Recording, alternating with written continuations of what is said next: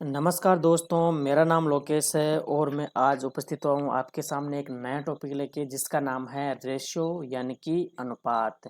तो अनुपात की पहले डेफिनेशन की बात कर लेते हैं अपन। कुछ लोग डेफिनेशन ये बताते हैं कि ये ये अनुपात की डेफिनेशन हो गई और ये समानुपात की डेफिनेशन हो गई, लेकिन अपन इस तरह से नहीं समझेंगे इसकी डेफिनेशन को। तो इसकी डेफिनेशन के लिए बता देता हूँ कि जो दो या दो से अधिक राशियाँ होती है उसमें अपन जो संबंध बताते हैं उसको अनुपात बोलते हैं।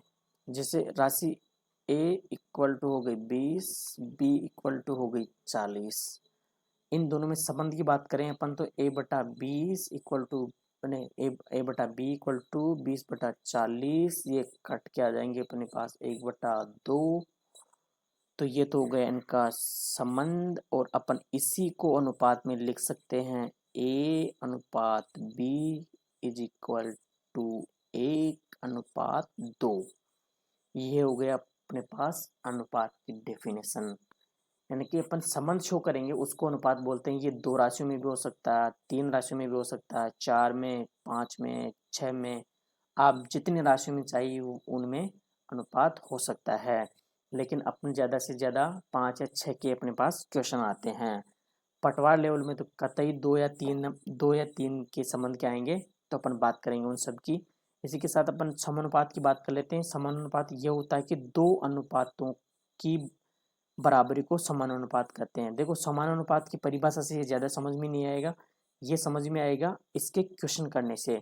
समानुपात की एक खास बात ये होती है कि जो इसमें समानुपात में बाह्य राशियां होती है उनका गुणा और आंतरिक राशियों का उनका गुणा, ये दोनों आपस में हमेशा बराबर होते हैं।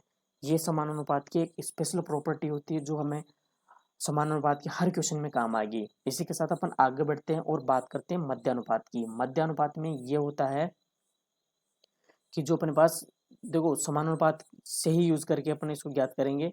और इसमें मध्यानुपात बोला तो इसका मतलब ये हुआ कि जो मध्य का अनुपात है वो अपने पास उपस्थित नहीं है, उसी को अपने को ज्ञात करना है। उसको ज्ञात करने के लिए अपन कोई समानुपात वाला फॉर्मूला यूज करेंगे। ये अपने पास इक्वेशन दी जाएगी, मतलब जो अनुपात दिया जाएगा उसको अपने को कॉर्नर पर लिखना होता है, a अनुपात b, और बीच में अपना मध्य अनुपात आ जाएगा x। इसमें अपन वो समानुपाती वाली प्रॉपर्टी यूज करेंगे और इधर तो आ जाएगा एक्स स्क्वायर, यानी कि मध्य का गुणनफल x गुणा x आ जाएगा अपने पास एक्स स्क्वायर, और इधर हो जाएगा a इंटू बी। एक्स की वैल्यू निकालने के लिए अपन इसका पक्षांतर करेंगे तो a इंटू बी का आ जाएगा अपने पास रूट। यानी कि मध्य अनुपात ज्ञात करने के लिए अपने को जो दिया गया अनुपात है उसका गुणा करके रूट करना होता है। ये तो हो गया लैंग्वेज में, और ये हो गया इसका फॉर्मूला। देखो, रटने की बिल्कुल कतई जरूरत नहीं है, अपने पास समानुपात का फॉर्मूला अपने को पता होना चाहिए और उसकी क्या प्रॉपर्टी वो पता होनी चाहिए। मध्यानुपात पूछेगा तो मध्य की चीज अपने को अनुपस्थित दिखानी है। तृतीय अनुपात पूछेगा तो अपने को तीसरी चीज अनुपस्थित दिखानी है। ये मत कर देना कि इन दोनों को अनुपस्थित दिखा दो, तो दोनों जगह एक्स आ जाएगा, फिर कुछ ज्ञात होने वाला नहीं है आप लोगों से। ठीक है, तो अपने पास तृतीय अनुपात पूछेगा तो तीसरी चीज अपने को अनुपस्थित दिखानी है, फॉर्मूला वही सेम लगेगा और सेम तरीके से ये ज्ञात होगा। इसी के साथ अपन आगे बात करते हैं चतुर्थानुपाती की। चतुर्थानुपाती में डायरेक्ट तीन तो अपने पास अपने को देगा ए और बी सी, और अपने को ज्ञात करना है चौथा। देखो, तृतीय अनुपात और चतुर्थ अनुपात में फर्क यही होता है कि चतुर्थ अनुपात में तो तीन अनुपात अपने को देगा, जबकि तृतीय अनुपात में अपने को दो ही अनुपात देता है। तृतीय अनुपात में अपने को ए और बी देगा, तो ए और बी से अपने को ए अनुपात बी समानुपात बी अनुपात एक्स, ये ज्ञात करना होता है तृतीय अनुपात में। जबकि चतुर्थ अनुपात में अपने को देता है तीन अनुपात, ए अनुपात बी समानुपात सी। ये तो अपने को दिया हुआ होता है, अपने को ज्ञात करना होता है ये वाला। तो ज्ञात तो इसमें भी ये वाला है, लेकिन जो बीच में दिया हुआ है ये दोनों सेम है, इसमें दोनों सेम नहीं है बीच वाले। ठीक है, तो तृतीय अनुपात और चतुर्थ अनुपात में ये बेसिक अंतर है, यहाँ कंफ्यूज नहीं होना है। अपने को ज्ञात वैसे ही करना है वापस, बाह्य का गुणा बराबर आंतरिक का गुणा, वही एक्स को इधर छोड़ देंगे, बी गुणा सी बटे ए, ये हो गया अपना चतुर्थ अनुपात। ठीक है दोस्तों, अब एक और आता है कि जैसे अपने को दो चार अनुपात एक साथ दे दें और उनका पूछ ले कि इनका कंबाइंड अनुपात या एक फाइनल अनुपात बताओ, तो उसको कैसे ज्ञात करते हैं वो भी देख लेते हैं अपन। जैसे ए अनुपात बी दे दिया, सी अनुपात डी दे दिया और ई अनुपात एफ दे दिया, तो इसका जो कंबाइंड या सम्मिलित मिश्र अनुपात होगा वो ये होगा कि प्रत्येक अनुपात का पहला अनुपात ले लो इस साइड तो, और अगले वाली साइड ले लो दूसरा अनुपात, तो इनको गुणा कर लो और अनुपात निकालो। जैसे मैं बात करता हूँ, एक अनुपात है अपने पास 1:2, दूसरा है अनुपात 2:3 और तीसरा है अपने पास 3:4। तो इसका जो फाइनल अनुपात होगा वो इस प्रकार होगा कि एक, ये वाला एक, और ये वाला 2 और ये वाला 3 अनुपात, वो 2:3:4। तो देखो अनुपात में अपन यहाँ से काट भी सकते हैं, गुणा करके भी सोल्व कर सकते हैं। देखो 2 से 2 मैंने काट दिया, इधर ये 3 से 3 काट दिया, तो अपने पास क्या बता 1:4। जो इसका जो फाइनल अनुपात आएगा वो आएगा 1:4। ये हो गया इसका मिश्र अनुपात इन तीनों का मिला के। अब अपन इसका जो मेन पोर्शन है उसकी बात करते हैं। मेन पोर्शन ये है कि जैसे कोई राशि दी गई है अपने को, उसको बांटने के लिए बोला गया है कि इसको ये भाग दिए हुए हैं 1:2:3:4 4 ऐसे करके इसमें अपने को बांटना है। तो उसके बारे में बता देता हूँ मैं आपको। जो मैंने शो किया है यहाँ पे वो ये है कि एक राशि को 2 भागों में बांटना है। राशि कोई m दे रखी है, उसको अपने को 2 भागों में बांटना है A/B में। इसके लिए अपन ये बात करते हैं कि जो पहला भाग होगा ए, उसको लिखेंगे यहाँ पे। देखो मैं इसको आपको उदाहरण से समझा देता हूँ, पहले इसको देख लो फिर इसको उदाहरण से अच्छे से समझाऊंगा। देखो अनुपात ए है, उसको बांटना अपने को, तो यहाँ तो लिखना जिस अनुपात की वैल्यू निकालनी है, जैसे ए है, और उसके नीचे लिखना है अनुपातों का योग, यानी कि ये अनुपात तो दोनों, तो A+B लिखना है यहाँ पे, ठीक है। और जो राशि है जिसको बांट रहे हैं उसको उसके गुणा में लिख देंगे, जो ये लिखी हुई है m, तो वो भाग प्राप्त हो जाएगा अपने को। इसी प्रकार अपने को दूसरा भाग ज्ञात करना। दूसरा भाग ज्ञात करते टाइम अपने को जो यह अनुपात लिखेंगे अपन, वो दूसरे का अनुपात होगा, और दूसरे का अनुपात अगर तीसरे का ज्ञात करते हैं तो अपन वहां पे अपने पास तीसरे का अनुपात होगा। ये देख लो प्रथम भाग है तो प्रथम का अनुपात। हाँ ये नीचे वाला पोर्शन हमेशा सेम होगा, ये राशि हमेशा सेम होगी, और ये हमेशा अनुपात के हिसाब से आएगी। देखो अनुपात एक उदाहरण देके समझा देता हूँ मैं। देखो कोई अनुपात है A/B = 1:2। इस अनुपात में अपने को कोई राशि बांटनी है, जैसे 1000 रुपये, 1000 तो बटेगी नहीं, 900 है, 900 को अपने को इन दोनों अनुपातों में बांटना। तो देखो ए का अनुपात ज्ञात करेंगे अपन, तो ए बराबर ए का अनुपात क्या है 1, अनुपातों का योग कितना हो जाएगा इन दोनों का मिला के 3, टोटल राशि कितने पास 9। अब इसको सोल्व कर लो 300, तो ए की वैल्यू आ गई अपने पास 300। इसी प्रकार अपन बी की वैल्यू निकाल सकते हैं।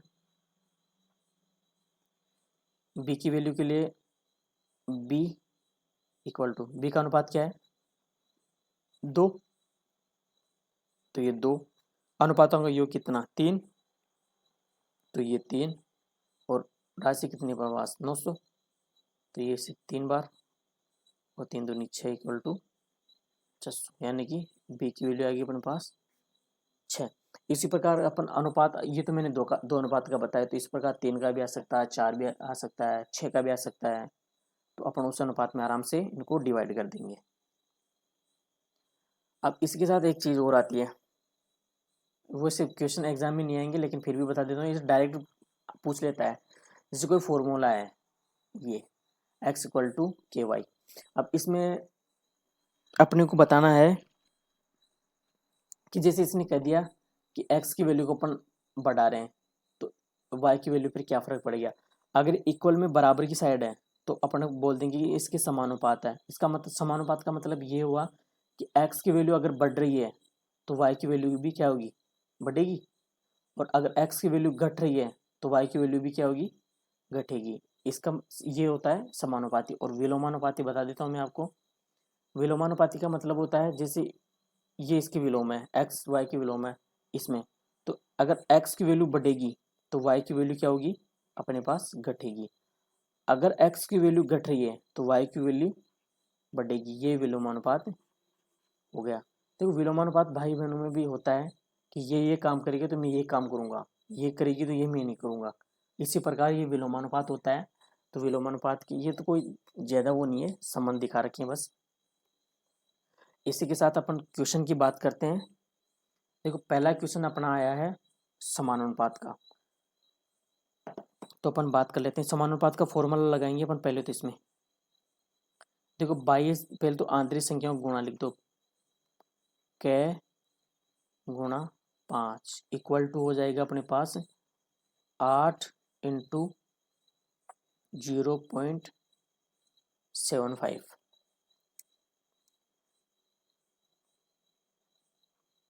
कै इक्वल टू 8 इंटू 0.75 बटे 5। अपन इसको सोल्व कर लेते हैं। देखो ये जी पॉइंट हटाएंगे तो यहाँ 2 जीरो लग जाएगी और ये आ जाएगा 8 गुणा 75 बटा 500। इसको 25 से काटेंगे अपन तो यहाँ आ जाएगा 3, और इस 100 को 25 से काटेंगे तो अपने पास आ जाएगा यहाँ 4। ये 5 और 4 ये तो हो जाएंगे 20, और ये हो जाएंगे 8 तिया 24, और ये हो जाएगा 20। ये कट के ये तो हो जाएगा 4 से काटेंगे तो ये हो जाएगा 6, और ये हो जाएगा 5। तो इसका जो फाइनल आंसर आएगा वो आ जाएगा 6/5। ये आ जाएगी कै की वैल्यू। ये समानुपात के फॉर्मूले से हुआ है।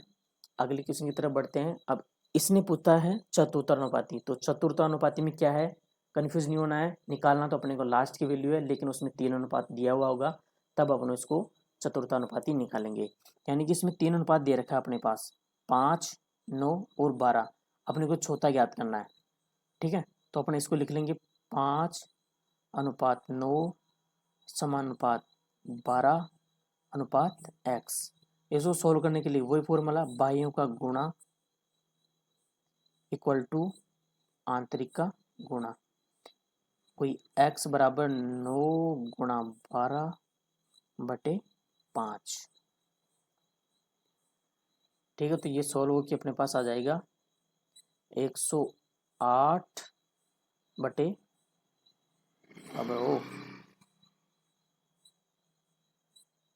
बटे हो जाएगा 5। ये आ जाएगी x की वैल्यू अपने पास। तो ये चतुर्थानुपात आ गया। कुछ नहीं करना है, बस ये ध्यान रखना है ये फॉर्मूला कैसे सोल्व होता है। सारे क्वेश्चन सोल्व हो जाएंगे अनुपात समानुपात के, और नहीं होंगे जो वो मैं आपको अच्छे से समझा दूंगा। अगले क्वेश्चन की तरफ बढ़ते हैं। अब इसमें पूछा अपने को तृतीय अनुपात, कंफ्यूज नहीं होना है बिल्कुल ही। तृतीय अनुपात पूछा है, कंफ्यूज नहीं होना है बिल्कुल भी। तृतीय अनुपात पूछा है, तृतीय अनुपात का मतलब दो ही वैल्यू अपने को देगा, और अपने को एक को डबल करते हुए चौथी निकालनी है। यही तृतीय अनुपात है। तृतीय अनुपात और चतुर्थ अनुपात में बच्चे बहुत कंफ्यूज होते हैं। कंफ्यूज होने की कोई बात नहीं है। अपने को 2 अनुपात दिया है और अपने को इससे चौथा निकालना है। इसका मतलब ये हुआ कि 18:24 समानुपात 24:x। ये है तृतीय अनुपात का मतलब। ये लिख लिया आपने, गढ़ जीत लिया। ठीक है, अब वही है, बाह्यों का गुणा बराबर अंदर वालों का गुणा, x बराबर 24 गुणा 24। अच्छा, मैं x लिखता हूँ तो लड़के इतना हंसते हैं, x लिखते पता नहीं क्या मिल जाता है उनको। मैं ABCD वाला x लिख रहा हूँ, पता नहीं वो कहाँ के क्या सोचते हैं। इसको सोल्व करते हैं अपन। 6 से ये 4 बार, ये 3 बार, और ये 3 से 8 बार, 8 चौक 32। तो x की वैल्यू आ गई अपने पास 32। तृतीय अनुपात, तृतीय में फिर बताता हूँ, तृतीय अनुपात में 2 ही अनुपात देगा अपने को, a और b।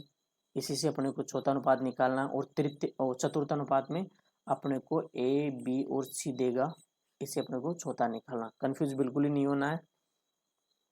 और देखो कंफ्यूज होने की बात, मध्य तृतीय अनुपात और मध्य अनुपात में वही a और b देगा, तो दोनों को अपने को ध्यान रखना है।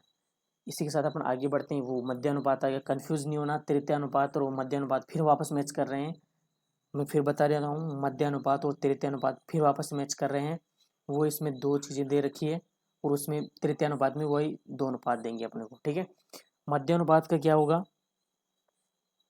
कि अपने को ये जो दी गई है वो ए और बी दी गई है, मतलब ये तो प्रथम और ये लास्ट वाला अनुपात है। मध्य अनुपात में अपने को मध्य का अनुपस्थित दिखाना है। तो इसका फॉर्मूला मैं लिख देता हूँ, 6 अनुपात x अनुपात नहीं समानुपात वापस x और अनुपात 24, वही अंदर वालों का गुणा बराबर बाइयों का गुणा। इसको x बराबर हो जाएगा 6 गुणा 24। अब इसका रूट निकालना, देखो रूट निकालने का तरीका आप कैलकुलेशन के साथ ही देखते रहना। अपन कैलकुलेशन करेंगे तो कैलकुलेशन अपनी कैलकुलेशन की स्पीड बढ़ेगी। देखो मैं 6 गुणा 24 को 6 गुणा 4 लिख दूं, इसका तो रूट हो जाएगा 6 और इसका हो जाएगा 2, यानी 6 गुणा 2, ये इसका रूट निकल के आ जाएगा, यानी कि 12, ये इसका रूट हो गया। आपके जैसे मन करे वैसे कर ले, लेकिन मेरी कैलकुलेशन देखते रहना, मैं कितनी फास्ट और आराम से कैलकुलेशन करता हूँ। आप 144 लिखते इसको वापस रूट करके लाते, मैं बिना 144 लिखे इसको रूट निकाल के ले आया, तो x की वैल्यू अपने पास कितनी आ जाएगी 12। ये इसका मध्य अनुपात हो गया। देखो मध्य अनुपात तृतीय अनुपात में कंफ्यूज नहीं होना। फिर अगले क्वेश्चन की तरफ बढ़ते हैं और क्वेश्चन है अपना कि 675 को बांटना है अपने को ए और बी में। ए और बी का अनुपात है 5:4, तो इन दोनों को अलग अलग विभक्त करना है। विभक्त करने के लिए अपन इनको दोनों को डिवाइड अलग अलग लिख लेते हैं। ए का अनुपात निकालने के लिए अपन को ए इक्वल टू, ए का अनुपात कितना है इसमें 5, तो यहाँ पर आ जाएगा 5, और अनुपातों का योग कितना है अपने पास 9, ये अनुपातों का योग आ गया। और राशि कितनी है अपने पास 675। इसी प्रकार अपने पास बी का लिख लेंगे, बी इक्वल टू, बी का अनुपात है 4 और अनुपातों का योग 9, राशि है अपने पास 675। अब देखो इसको अपन इससे काटेंगे तो ये कट जाएगा 75, और इसको अपन इससे गुणा करेंगे तो अपने पास आ जाएगा 375। तो ये तो आ गई ए की वैल्यू। इसी प्रकार अपने पास आ जाएगी बी की वैल्यू 75, और इसको इससे मल्टीप्लाई करेंगे तो अपने पास आ जाएगा 300। तो ये तो आ गया ए की, ये तो आ गई बी की, और ये आ गई ए की। कुछ नहीं करना है दोस्तों, ए की वैल्यू निकालने के लिए अपन ए का अनुपात लिखेंगे और उसके नीचे लिखेंगे अनुपातों का योग, और उसके गुणा में लिखेंगे राशि। देखो ये अनुपातों का योग और ये राशि तो दोनों में सेम रहेगी, लेकिन जो ये अनुपात है ये बदलता रहेगा।